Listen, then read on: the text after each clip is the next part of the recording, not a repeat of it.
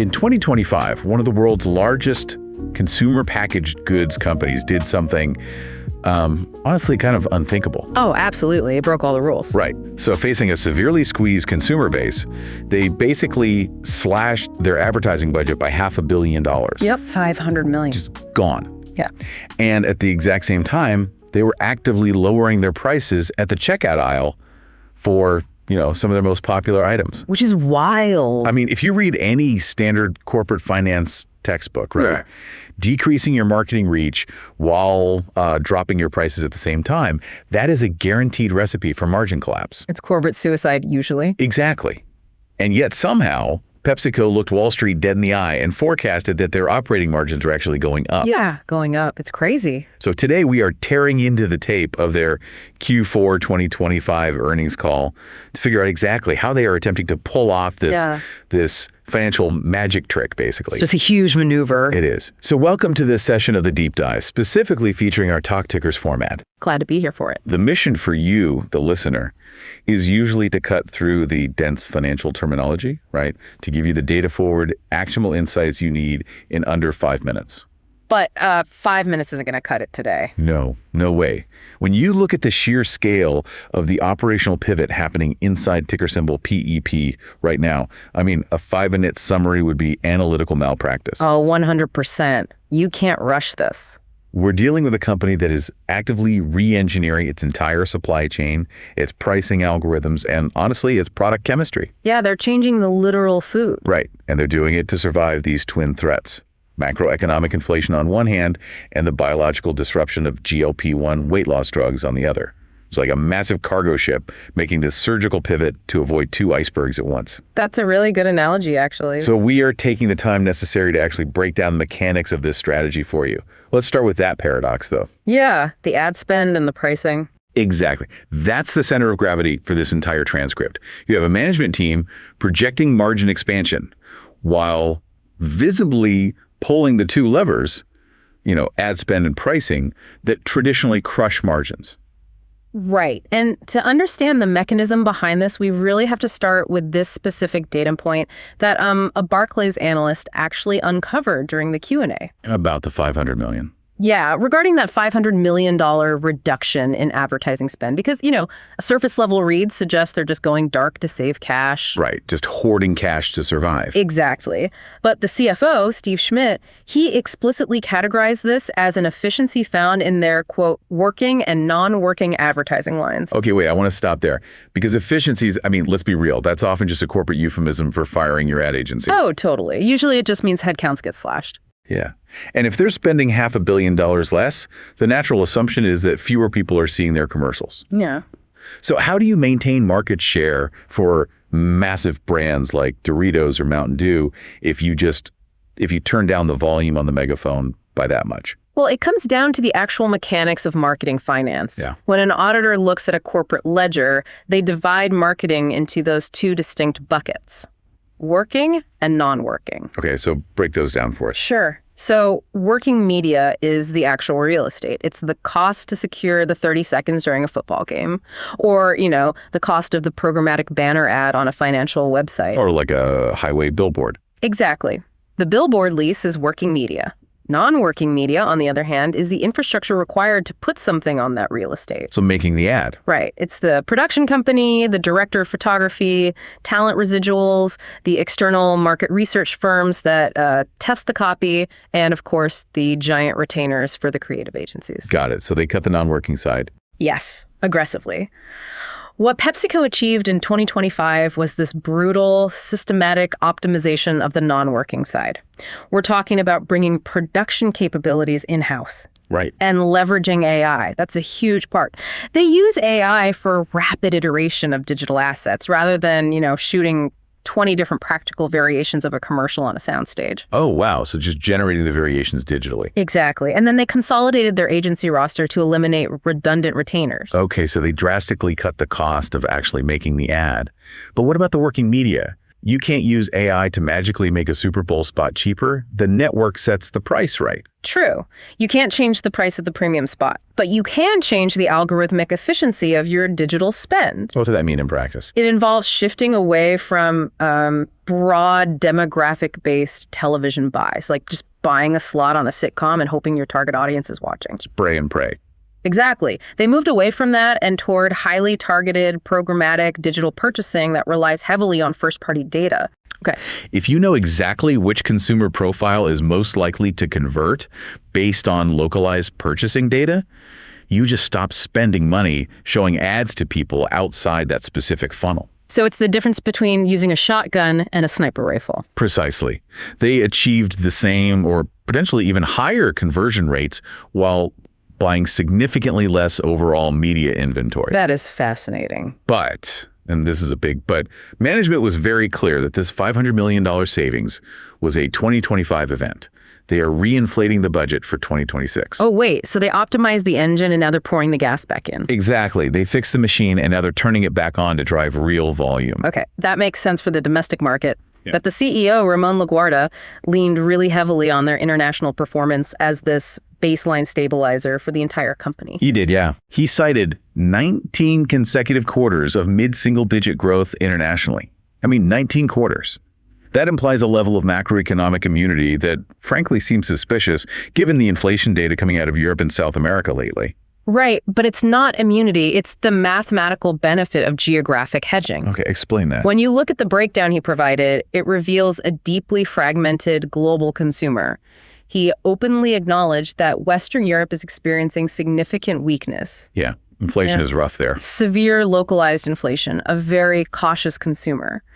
But because of PepsiCo's footprint, that drag in Europe is being completely counterbalanced by aggressive expansion in developing markets. Like where? Mexico, for instance. It showed a marked improvement in Q4 and a very strong start to 2026.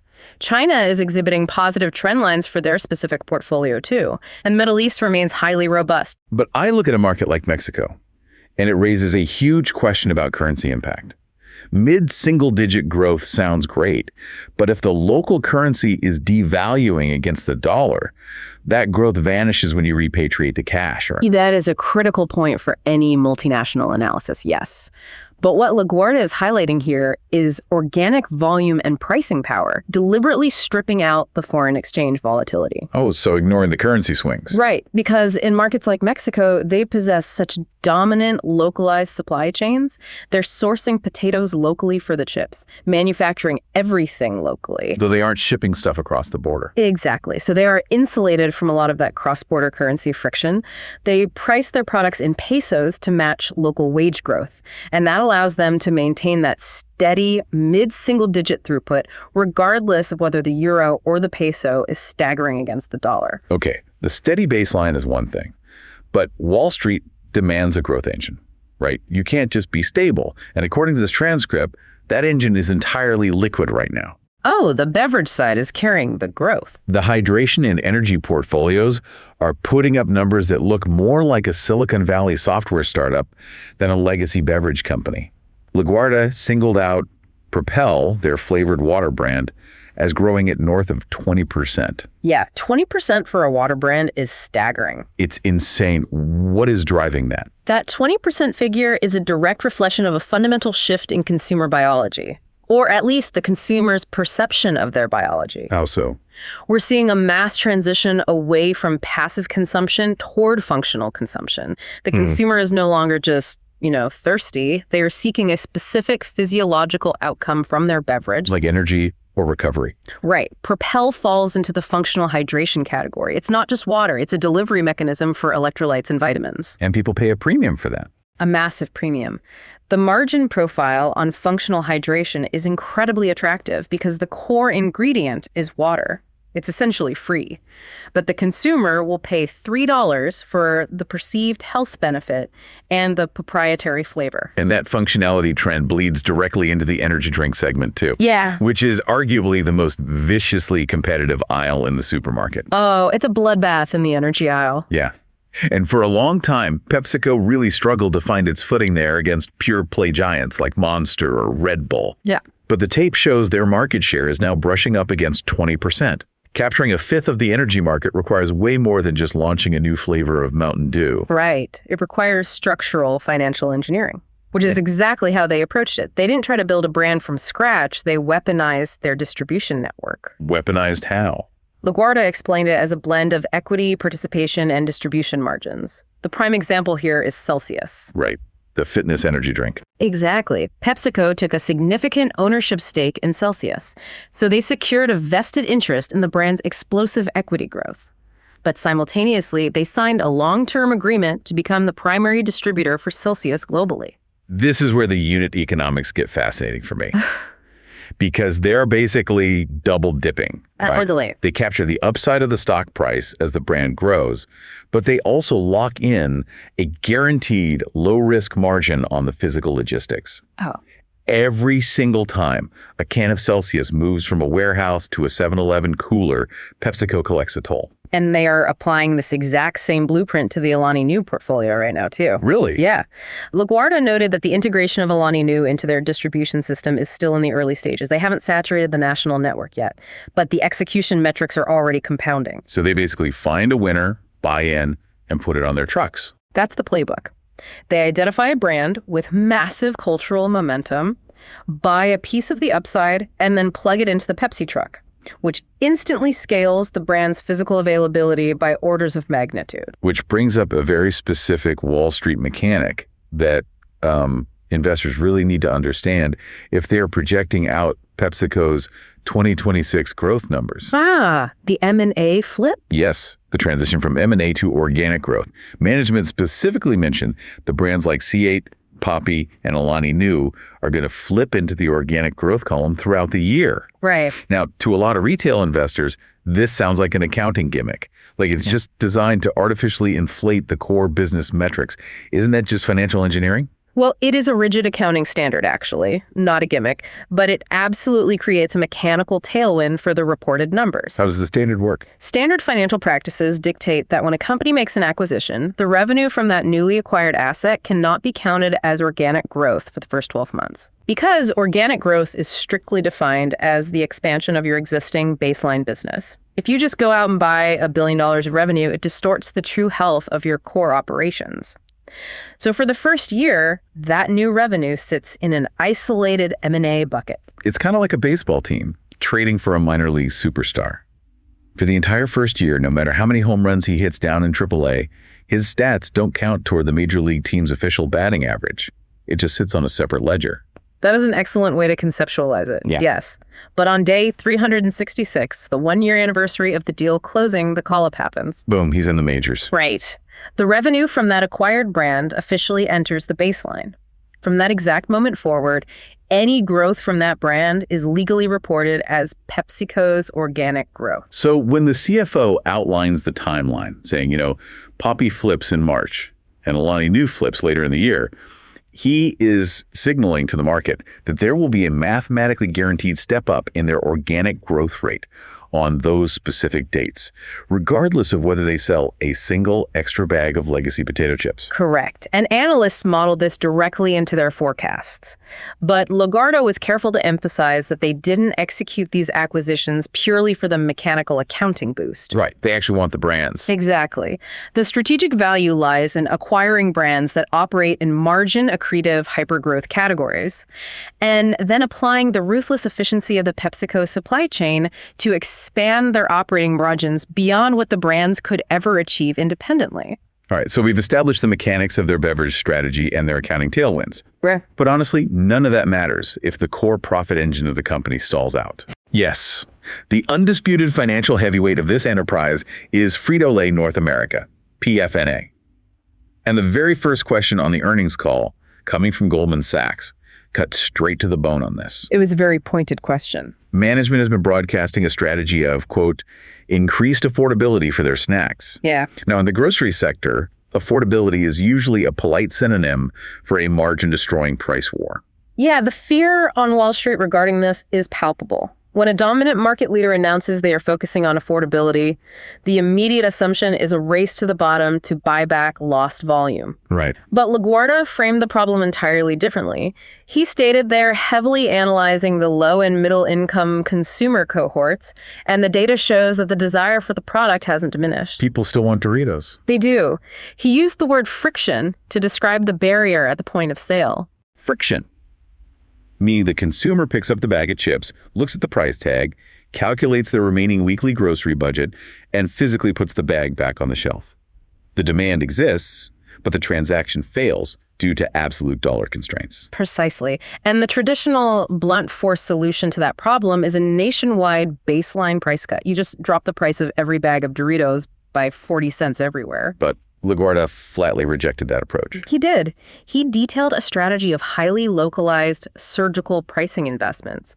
This relies heavily on trade promotion management software and incredibly granular elasticity modeling. Let's break down the mechanics of that surgical pricing, because dropping prices by up to 15%, which was a number floated by a JP Morgan analyst on the call, sounds catastrophic for their unit economics, even if it is localized. Well, they are managing cross-price elasticity on a microscopic level. It means they aren't dropping the price of the core premium products across the board. Okay, so what are they doing? They might identify a specific zip code where wage growth has stagnated, and in that specific area, they introduce a promotional price on a multi-pack that is specifically targeted at dollar stores or value-oriented grocery channels. I see. They are creating targeted entry points for the cash-strapped consumer without diluting the premium pricing architecture in, say, high-income zip codes or convenience channels where people will pay full price. But dropping the price anywhere, even surgically, still requires surrendering profit margin on those specific units.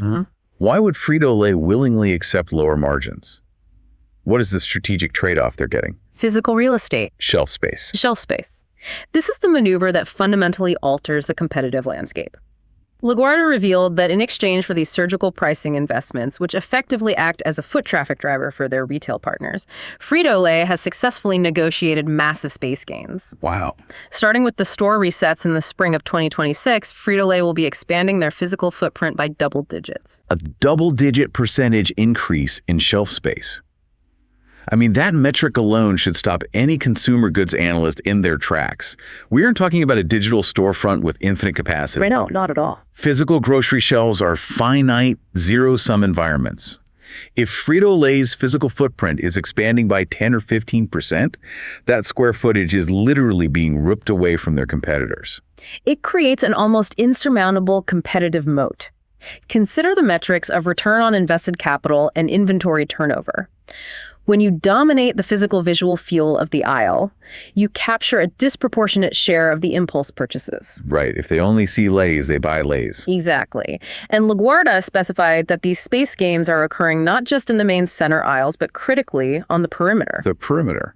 So the end caps, the deli-adjacent displays, the checkout queues, those halo zones where the profit margins are inherently higher because the consumer isn't engaged in strict price comparison shopping like they are in the center aisle. The logic loop here is aggressive but mathematically sound.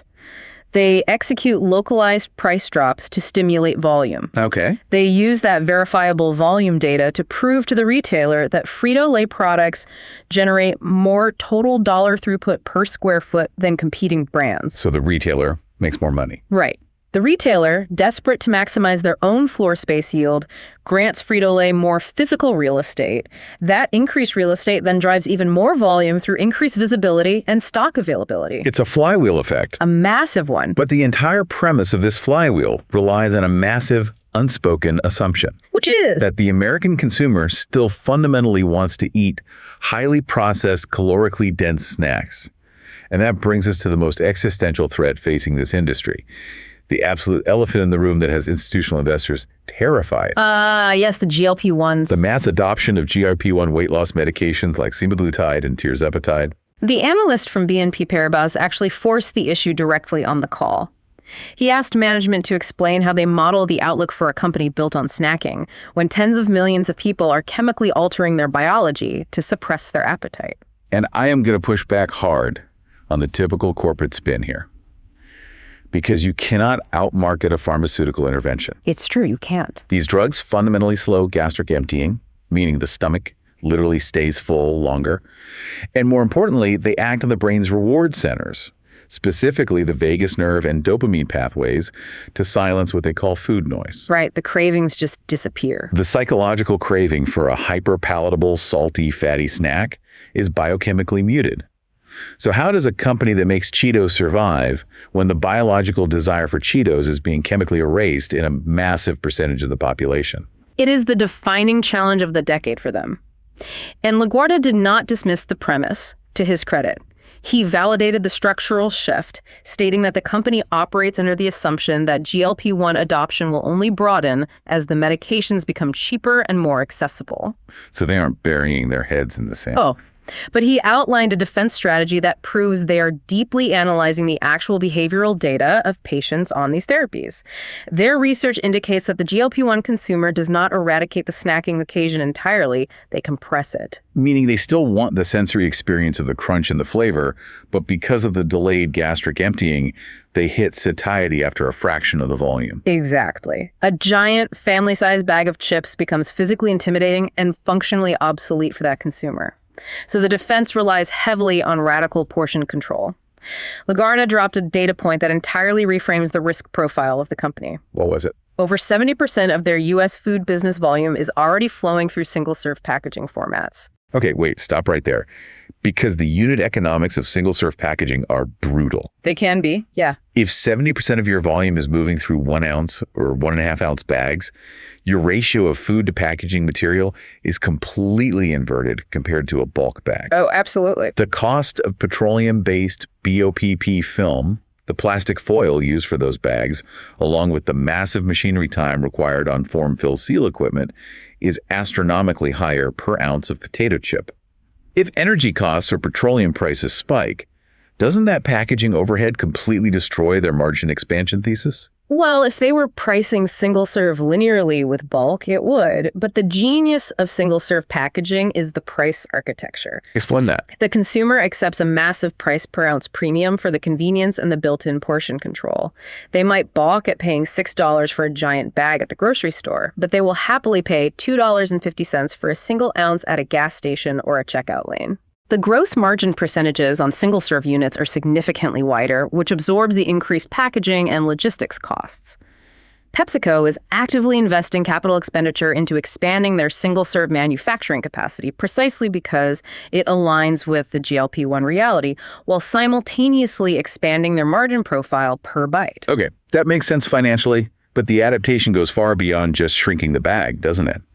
LaGuarta detailed what he referred to as a restaging of their multi-billion-dollar legacy brands. And restaging isn't just, updating the font on the packaging. It requires stripping the product down to its molecular components. Right. He specifically discussed the gastrointestinal realities of the GLP-1 medications. Rapid weight loss and slow digestion often lead to severe GI side effects. Nausea, things like that. Exactly. So patients actively seek out dietary interventions to manage this, specifically fiber and high-quality proteins to prevent muscle wasting. LaGuarta stated they are aggressively innovating around whole grains and fiber, and not just limiting it to their Quaker Oats division, but actually integrating functional fiber into the formulation of their core snack chips. A high-fiber Lay's potato chip engineered to mitigate the side effects of an appetite suppressant. I mean, it sounds dystopic, but from a product development standpoint, it is incredibly agile. It really is. He also focused heavily on the chemistry of the oils they use. He mentioned the total elimination of artificial ingredients from these core brands and explicitly highlighted the introduction of Lay's cooked in avocado oil and olive oil. This is the nutritional pivot. If a consumer is biochemically constrained to only eating a small handful of chips, they become hyper-discerning about the quality of those calories. Right, if I can only eat 10 chips, they better be the best chips. Exactly. And the perception of cheap, highly processed vegetable oils is a massive psychological barrier for that demographic. By pivoting to avocado oil, which is a commodity perceived as a premium, heart-healthy fat rake, they change the entire framing of the product. LaGuarta used a brilliant piece of marketing psychology on the call, calling it kitchen logic. Kitchen logic. I love that term. The idea that the ingredient list should look like something you could find in a standard residential pantry. Yeah. Just executed on an industrial scale. Right. It removes the perception of a chemical laboratory. He mentioned this strategy working perfectly for their Naked Juice brand, too. Right. By stripping out artificials and emphasizing raw ingredients, they provided younger demographics, particularly parents, with the excuses they needed to justify bringing the product into the house. Yeah. It systematically removes the psychological friction of guilt. So we have the defense mechanism clear now: single-serve packaging to adapt to gastric emptying, premium oils to cater to the discerning microsnacker, and functional ingredients to address physiological side effects. Right. But that brings us back to the central paradox we started with. They are doing all of this, lowering prices, funding massive marketing campaigns, re-engineering their core products, investing in new packaging lines. And yet the CFO stated categorically, quote, "We expect Frito-Lay to grow volume, net revenue, and operating margin this year." How? Honestly, how? You cannot fund localized price drops, a $500 million surge in ad spend, and premium commodities like avocado oil without compressing your operating margin. The math simply does not reconcile unless there is a massive structural reduction in the cost of doing business underneath the hood. And that structural reduction is entirely rooted in what management vaguely referred to as productivity savings. Productivity savings. Yeah. A Citi analyst pressed them on their projection that sales growth will accelerate significantly in the second half of 2026. Management pointed to massive productivity gains realized in late 2025 that will compound over the next 12 months. See, productivity savings is just another one of those empty corporate phrases to me. Squeezing inefficiencies out of the supply chain usually just means firing middle management. I need to know the actual physical mechanism of these savings. How are they extracting enough cash out of the operation to fund this entire strategy? Well, the clearest example of the sheer scale of their productivity algorithms was actually buried at the very end of the Q&A, and it represents a paradigm shift in their logistics network. What was it? An analyst from TD Cowen asked for an update on a pilot program operating in Texas and Florida. PepsiCo is actively testing the integration of their food and beverage distribution fleets. Okay, we need to pull this forward and highlight it, because this is the holy grail of operational efficiency for this company. Historically, PepsiCo has operated two parallel, completely segregated universes. Right, the blue trucks and the white trucks. Exactly. You have the blue trucks delivering heavy pallets of liquid Pepsi, Gatorade, Propel, and you have the white trucks delivering light, fragile boxes of air and chips, Frito-Lay. Two separate fleets, two separate drivers, two separate routing algorithms, two separate inventory systems, often arriving at the exact same convenience store within hours of each other. The duplication of capital expenditure and human labor there is just staggering. It's massive. But merging them is a logistical nightmare bordering on the impossible. The physics of the products are diametrically opposed. You cannot stack a pallet of dense, crushing liquids on top of delicate potato chips. No, you'd end up with potato dust. Right. And the temperature requirements for certain beverages diverge from the ambient needs of snacks. Plus, the shelf life velocity is entirely different. If it's that difficult, why even attempt it? I mean, I guess because if you can solve the traveling salesman problem at that scale, if your routing software can optimize a single truck to carry both product lines efficiently, you eliminate massive swaths of your fleet fuel costs, your vehicle maintenance depreciation, and your route labor overhead. Exactly. And LaGuarta confirmed the pilot is showing highly positive initial metrics in terms of cost elimination. They are actively re-engineering the physical architecture of the truck beds to safely segment heavy liquids from fragile snacks. Oh, smart. And they are deploying advanced IT systems to synchronize the disparate inventory ledgers of the beverage and snack divisions into a single unified delivery manifest. But the real financial leverage here isn't just saving money on diesel fuel, is it? LaGuarta dropped a massive hint about the long-term structure of this integration. He mentioned that the solution won't be uniform across the country, and he explicitly cited the potential for, quote, small refranchising models in parts of the country. Yes, refranchising is the ultimate margin expander. How so? PepsiCo currently owns and operates a massive portion of its direct store delivery network. That means the trucks, the maintenance, the driver salaries, the insurance, it all sits heavily on PepsiCo's balance sheet. Lots of liabilities. Right.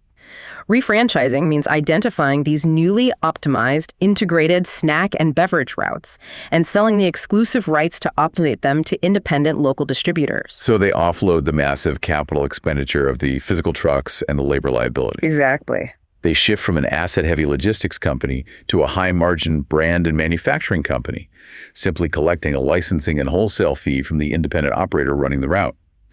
If they can successfully execute that transition utilizing these new integrated logistics, the productivity savings aren't just a one-time bump, right? They structurally elevate the floor of their operating margins for the next 50 years. That is exactly how you fund surgical price cuts and premium oil commodities without bleeding profitability. It requires flawless execution of deep supply chain mechanics. Which brings us to the bottom line. Our goal is to provide actionable intelligence based on the tape for you, the listener. Taking all of this into account, the targeted price friction reduction, the aggressive shelf space acquisition, the biological adaptations to GLP-1s, and the massive logistical overhaul of the distribution fleet. How do we evaluate PepsiCo's position? Are we bullish or bearish here? Analyzing the pure mechanics of their strategy, the position has to be cautiously bullish. Break down the dichotomy there. Why the bull thesis, and where does the caution originate? Well, the bull case is rooted in management's hyper-awareness. They are not suffering from the inertia typical of a mega-cap corporation. Right. They are not in denial about the macroeconomic constraints of the consumer, nor are they dismissing the physiological reality of the GLP-1 rollout. They are aggressively hacking their own product chemistry, securing highly defensive physical real estate in the form of double-digit perimeter shelf space, and attacking the structural inefficiencies of their legacy supply chain. They are actively building the infrastructure required to service the consumer of 2030, rather than blindly defending the business model of 2010. Precisely. The caution, however, stems from the extreme execution risk inherent in this level of operational complexity. It's a lot of moving parts. A ton. Managing localized cross-price elasticity across thousands of distinct retail micromarkets requires perfect data fidelity.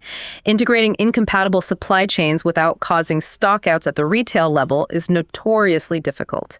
If the routing algorithms fail, or if the localized price cuts fail to generate the modeled volume spikes, the entire margin expansion thesis collapses instantly. That gives us our specific actionable metric for you to watch. Don't just look at the top-line revenue or the gross margin in the upcoming H1 2026 earnings reports. You need to dive deeper into the income statement and isolate their SG&A selling, general, and administrative expenses. That is the critical vulnerability point, yes. Because if management is truly extracting enough productivity savings from the supply chain and that integrated truck pilot to fund their pricing investments, you will see it reflected as a highly uncharacteristic stabilization, or even a dip in their SG&A as a percentage of total revenue. Exactly. If, however, you see SG&A spiking alongside the localized price cuts, it means the efficiency algorithms are failing, the fleet integration is bleeding cash, and the surgical strategy is just a mirage covering a traditional margin-crushing price war. It all hinges on the execution of those back-end mechanics. As we close out this extended deep dive, I want to step back and look at the macro picture these operational details are painting. We have analyzed the massive pivot toward high-margin, single-serve packaging formats. We have discussed their aggressive land grab for double-digit space on the perimeter of the store, the impulse zones at the checkout aisles and end caps, and we just broke down their massive logistical effort to unify the delivery of snacks and beverages on a single truck. Right. When you aggregate those three strategic pillars, a very provocative hypothesis emerges for you to mull over. Are we witnessing a corporate titan quietly preparing for the death of the traditional bulk grocery center aisle? It challenges the entire foundational architecture of modern retail. The center aisle is built on the premise of volume accumulation. The consumer pushes a cart and loads up on giant multi-pound boxes and 2-liter bottles, driven almost entirely by the lowest possible price per ounce. But if the biological realities of GLP-1s and an aging population mean that consumer physically cannot consume bulk volume, and their desire shifts toward hyper-specific functional ingredients and premium oils, the value proposition of the center aisle just evaporates. The data suggests the modern consumer desires immediate, specific solutions at the exact moment of consumption, not delayed gratification stored in a pantry. Exactly. And if PepsiCo perfects the logistics to deliver a perfectly paired single-serve bag of avocado oil lays and a functional Propel hydration beverage directly to the checkout queue of every convenience store and pharmacy in the country, they don't care if you ever walk down the snack aisle again. You really don't. They have bypassed the low-margin bulk battleground entirely and captured the high-margin point-of-friction transaction. They're essentially rebuilding the ecosystem to ensure they capture the premium dollar, regardless of how the physical retail space evolves. It is a phenomenal high-wire act of corporate engineering. Whether the algorithms and supply chains can support the weight of this pivot is the single most compelling narrative in the consumer goods sector right now. Keep a microscopic focus on that SG&A line in the upcoming H1 reports, and we will be right here to break down the tape when the numbers hit. Thank you for joining us for this special Talk Ticker session of the Deep Dive.